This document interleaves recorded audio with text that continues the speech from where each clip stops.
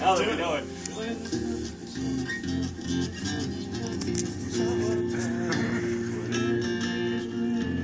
I could learn it that way.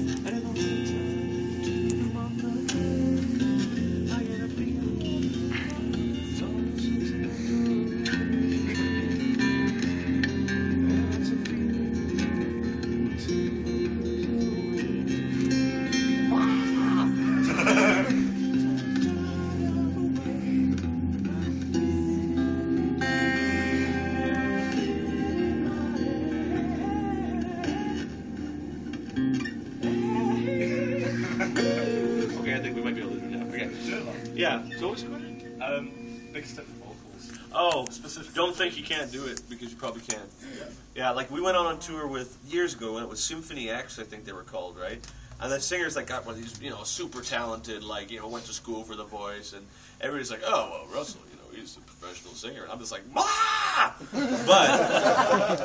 But it's like, I want to hit it, so I will. Yeah. And that's kind of how I feel about, like, everything in life, right? And it's like, okay, is there a point B to get to? I'll get there. Yeah. How are we going to get? Doesn't really matter. Snot and paper clips are all right as far as I'm concerned, but I'm going to get there. And I'm the same way with vocals, too. I'm just like, what note is it we got to hit? Oh, shit, okay. Do you know where you get up to? Yeah. I get up to something that I used to get up further to.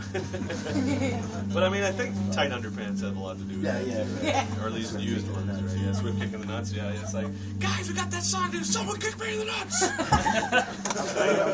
right. But I think, it's the same thing with recording for me. Like, I never went to school for recording. I just worked with a bunch of people that are better than me. That's great. There's a tip. Sing with people that are better than you, and then have like a super need for validation and like an insecurity thing, and then eventually you'll be like, oh, I can do that too. Check it out. Like, someone kick me in the nuts, quick, he's coming.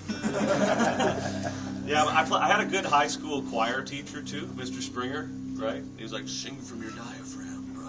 That's it. There you go. That's it. That's right. I was like, I don't even use contraception, man.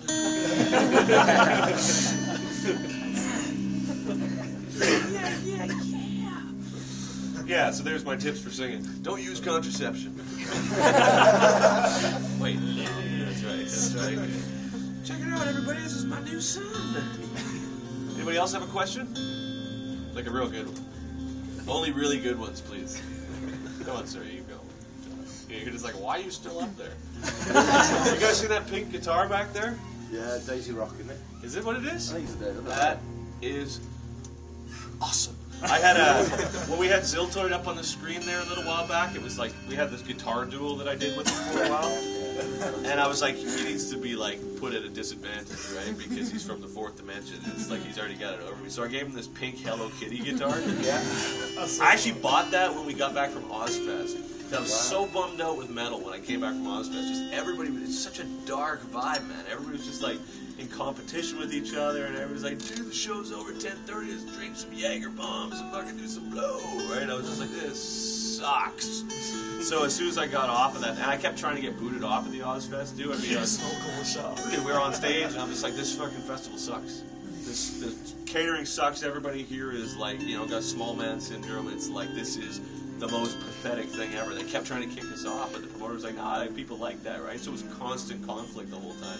And when I came home, I was so tired, and, it was like horrible vibe, right? So the first thing I did is I went to the music store and bought a Hello Kitty guitar. Yeah.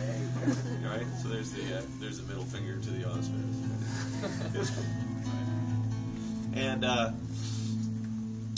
okay, what else can we talk? Let's talk about guitar, because it's Guitar Clinic. All right, so it's very, very guitar-y. Almost more so than a bass. What acoustics do you use? Because we've never seen them. Really. Well, I use a couple. I've got this composite acoustic that's cool. I use Alvarez, and they're cool.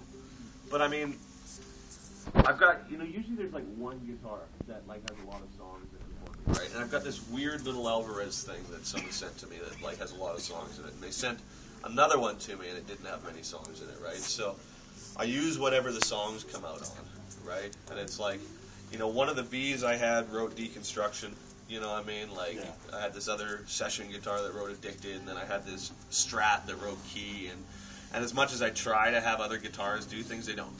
You know what I mean? It's like sometimes you pick up an instrument and you're just writing songs, and other times it's like there's nothing in this one, right? So, you know what I mean? Let's do 2 more questions, and we'll sign shit, and I'll infect you all with my cold.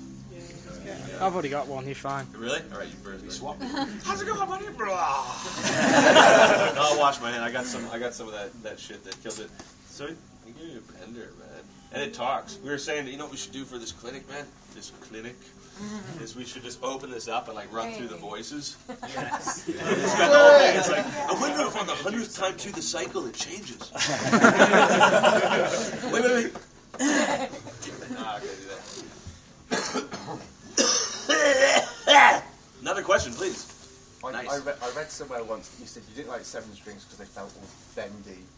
Well, I mean, there's certain things about it. That's why we went with a baritone. Yeah. Because the first one I had was like floppy. It was like playing spaghetti, right? Yeah. But have you ever thought about maybe trying 8 strings? I did, but I mean, it's like I'm really good friends with Frederick, right? And it's like.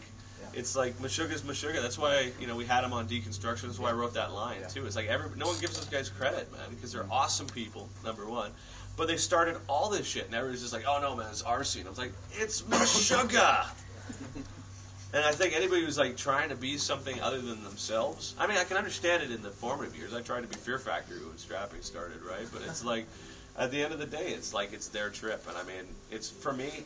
7-string is great for metal for me. Plus, it's big. I like big guitars. It's like it just makes me feel like a lot more manly than I actually am. It's like because you can assume the pose, be like, look, I got a huge wang, right?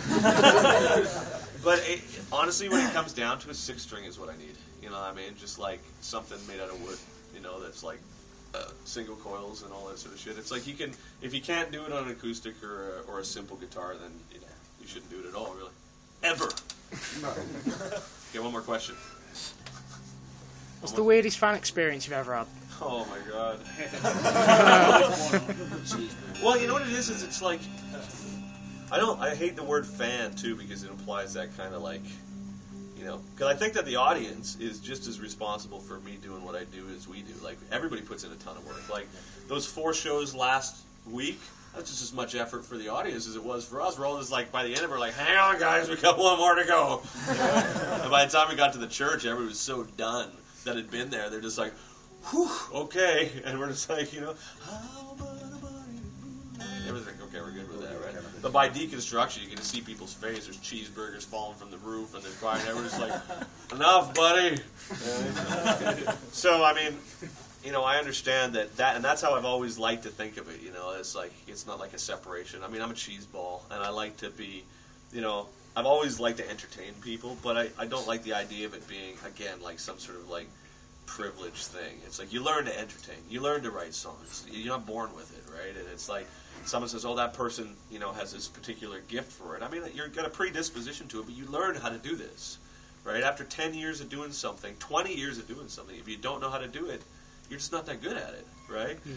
But a lot of times, like, not a lot of times, but 1% of the audience, you find they have a hard time, and they have like a personal investment, I believe, in needing to believe that people who do music are like different, right? And it gets deified as a result, right? Where you think, okay, well, this person's like special or whatever. I mean, we're all special. We're all, some people are, you wouldn't call me if you need someone to do a heart transplant. You know what I mean? It's like, thank you, no, right?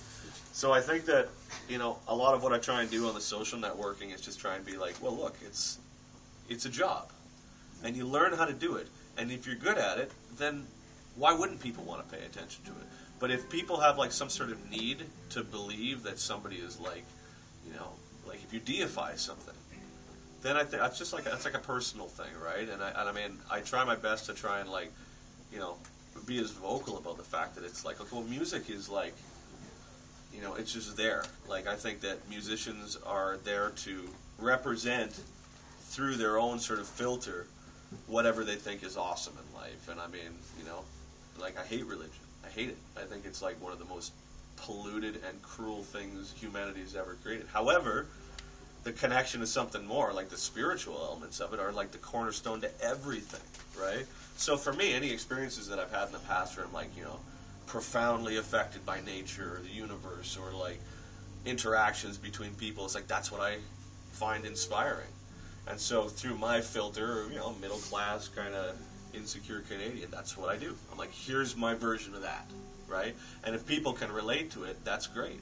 But at the end of the day, it's like there's like 10 or 12 human emotions, if that. So when people say, dude, we're the same, it's like, of course we're the same. Oh, lust? Really? Really? Oh, heartbreak? Crazy. You feel that too? Wow. Yeah. It's just you and I, bro. You know what I mean? So I think that, I think so for the most part, everything's usually pretty cool, right? But I find it distracting when people it's cool to like say, hey, I like what you do and it's inspiring or whatever, because I feel the same way to the music that I enjoy and the artists that I like listening to too, right? But I find it distracting for my process when people think of it as being more than that. You know what I mean? And I think, getting started in the late 80s and everything, where there was still that part of it, where there was still like, the us and them thing, Bono saving the world or, or whatever. I heard a great story about Bono. I'm going to end with this. This was just so awesome. You might have heard this. They were playing in Scotland, and it was like 17,000 people or whatever, and he was on stage. He starts clapping really slowly. He's like, everybody be quiet. Everybody's quiet.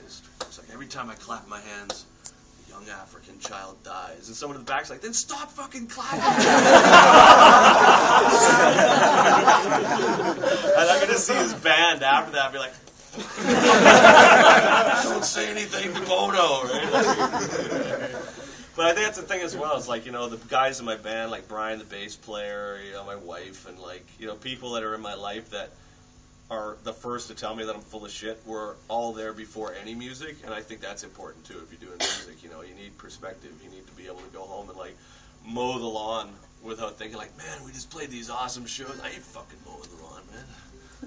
You know what I mean? So you just go home and it's like, wow, the lawn sure needs mowing though.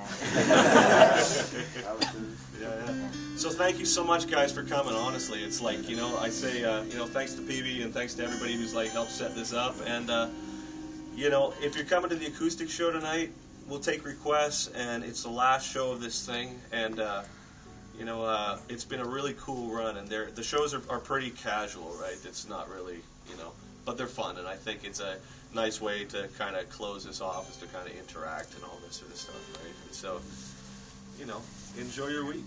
If you drink, don't drive. We're here all week. Enjoy the meal. It still smells like that spaghetti. Oh, yeah. A public service announcement. That restaurant beside there, don't eat the Spanish spaghetti. All right. Thank you so much, guys. Hey.